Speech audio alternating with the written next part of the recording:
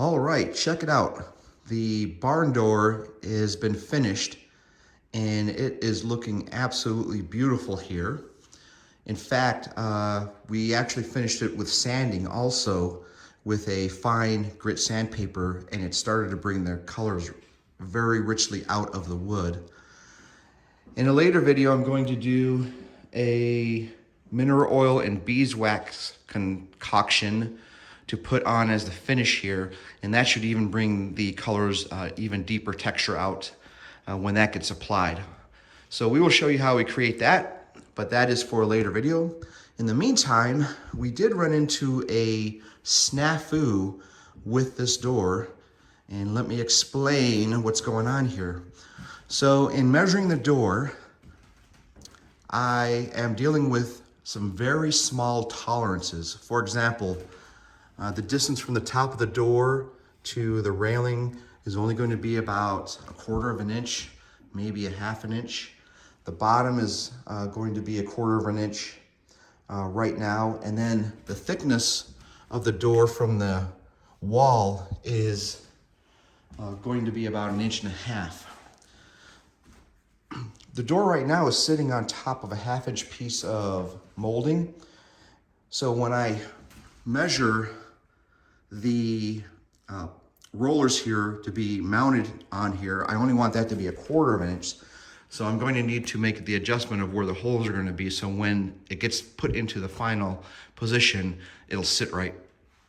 But that's the least of my concerns. The big concern here is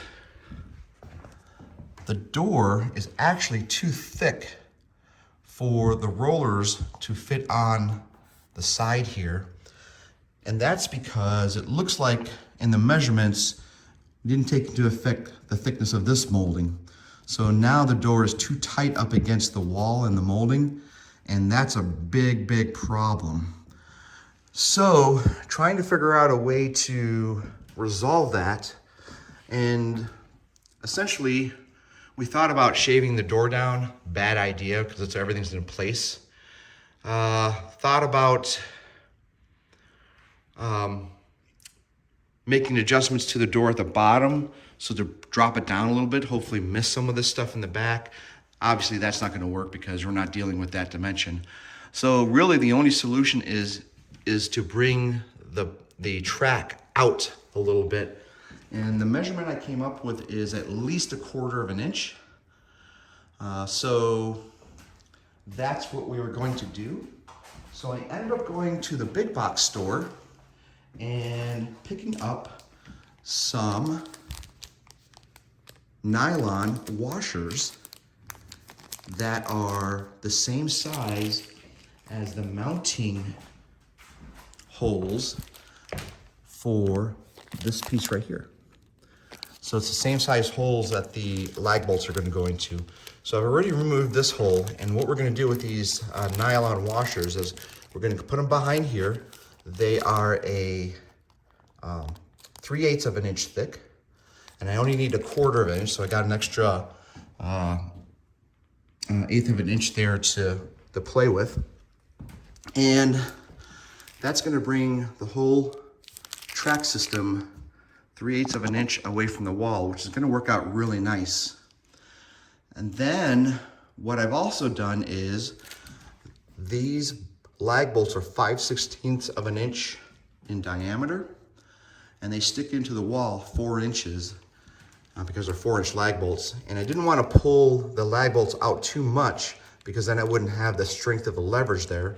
So what I ended up doing is I ended up picking up 5/16 inch lag bolts, the same ones that are in there, except these are 4.5 inches long. So once I put these back in there, not only are they going to go back into the original spot, but about 1/8 of an inch deeper, which should give me the same leverage that you're seeing there now.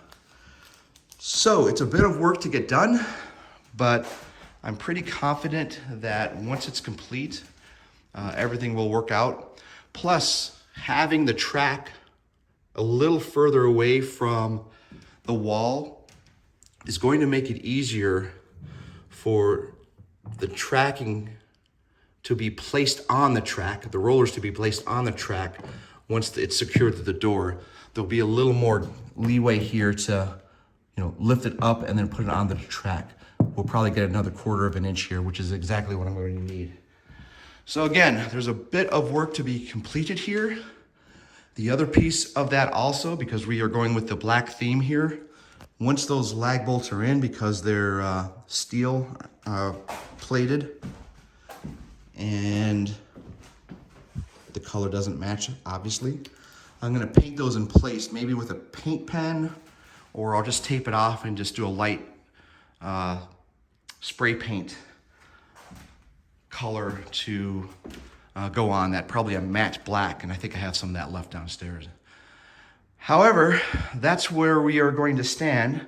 But in the meantime, since we're not going to change the door at all, as far as cutting the bottom off or what have you, I'm going to be able to start to put the mineral oil beeswax concoction onto there to finish it off. And we're going to do that all up here. The reason why I'm going to be able to do that is because mineral oil does not have an odor to it. It's odorless, tasteless, and it's just an oil, as opposed to like a linseed oil or any of the tung oils. Those all have a pretty strong odor, and you would need ventilation for that. So I'm avoiding that. But looking forward to getting that on, and it should really make that door pop out even more. So we will give you an update here shortly of